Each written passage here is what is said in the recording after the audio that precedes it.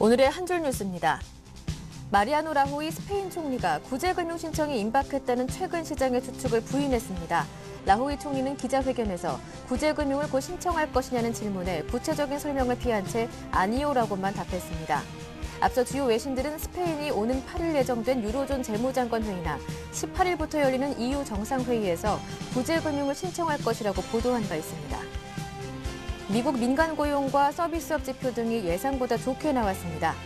9월 ADP 민간 부분 고용은 16만 2천 명 증가했고 9월 ISM 비제조업 지수는 55.1로 전달의 53.7보다 상승했습니다. 중국의 9월 비제조업 PMI 지수가 53.7을 기록했습니다.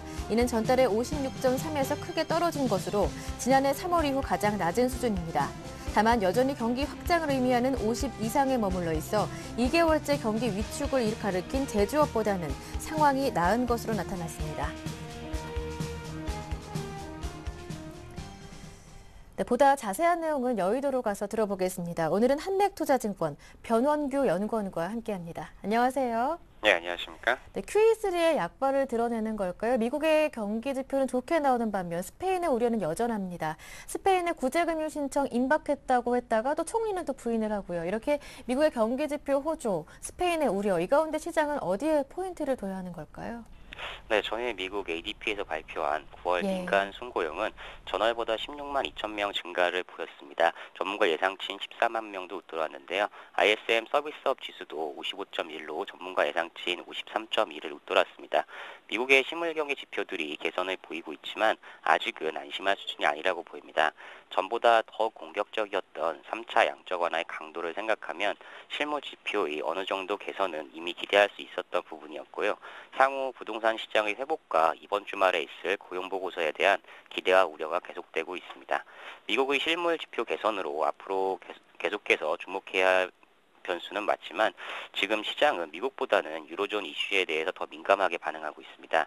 특히 스페인에 대한 우려가 큰 상황인데요. ECB가 무제한 국채 매입을 발표했지만 그 대상국은 전면적 구제금융을 신청한 국가로 제한되어 있습니다. 하지만 아직 스페인은 전면적 구제금융 신청을 미루고 있는데요. 전일 스페인 총리는 구제금융 신청을 부인하면서 시장 상승에 발목을 잡았습니다.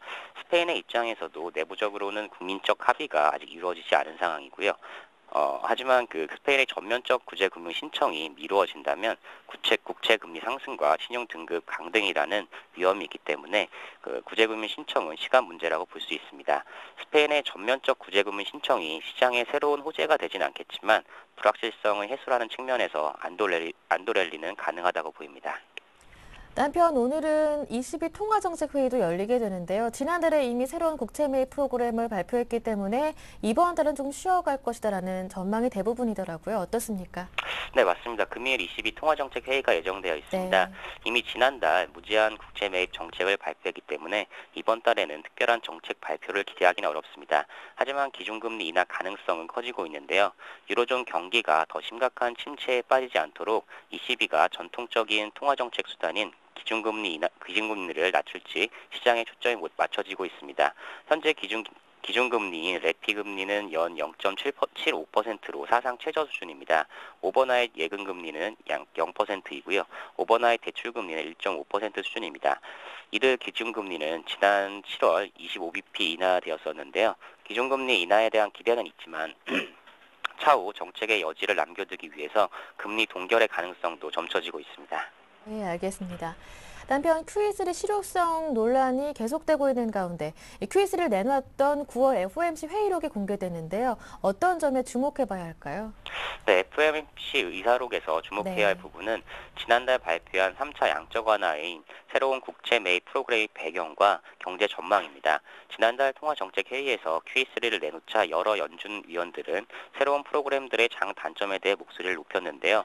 통화정책을 결정하는 데 기여하는 위원들은 침묵하면서 이번 의사록에 주목하고 있습니다. 연준 위원들은 목표한 바를 달성하기 위해 뭐든 하겠다고 밝혔으나 목표한 것이 무엇인지, 무엇을 할 것인지에 대해서는 구체적으로 설명하지 않았습니다. 연준의 고용에 초점을 맞춘 것인지 아니면 인플레이션에 초점을 맞춘 것인지 아니면 통화 정책에 대한 암시인지 이번 의사록 공개를 통해 가늠할 수 있을 것으로 판단이 됩니다. 한편 중국은 11월로 당 대표회의를 연기했습니다. 정책 모멘텀 언제부터 부각될 것인지 궁금한데요. 중국의 경기 경착륙 우려도 커지고 있죠. 네, 맞습니다. 중국의 제조업 PMI 지수가 2달 연속 기준선인 50 밑으로 떨어지면서 경기 둔화에 대한 우려가 커지고 있습니다. 중국은 수출이 잘 되어야 하는데요. 그럼에도 불구하고 수출 증가율이 8월에 2.7%에 그쳤습니다. 이는 아주 낮은 수준인데요. 여기에 따라 제조업과 함께 수출 산업도 기반이 약화되는 것이 아니냐는 우려가 있습니다. 이렇게 내수도 외수도 좋지 않은 상황에서 중국의 3분기 성장률은 7% 초반이 될 것으로 보이며 일부 기관은 그 6%대로 내려가지 않겠느냐는 시각도 있습니다. 하지만 중국은 다음 달 8일 당대를 앞두고 있기 때문에 경기가 이렇게 우려스러운 상황임에도 불구하고 정권 교체를 앞두고 있어 공격적인 정책을 내놓기는 힘든 상황입니다. 중국의 추가 부양책에 대한 기대감이 있는 것은 사실이지만 실제 부양책이 나오기까지는 적어도 다음 달 당대회까지 기다려야 할 것으로 전망됩니다. 일단은 11월까지 기다려야겠다라는 말씀이셨습니다. 네, 끝으로 오후장 전략도 들어보겠습니다. 어떻게 보시나요? 네, 금일 장 초반 좀 하락세를 보였던 시장이 지금 좀 반등을 보이고 있는데요. 장 초반 외국인과 기관의 그 매도세 강화 이후에 지금 매도세가 좀 약해지면서 시장이 좀 반등하고 있습니다. 전반적으로 그 미국 경기 지표가 비교적 괜찮게 나왔지만 아직은 유로존 불확실성에 대해 더 민감하게 반응하는 모습입니다. 하지만 시장이 아직까지는 급락의 가능성은 낮은 수준입니다.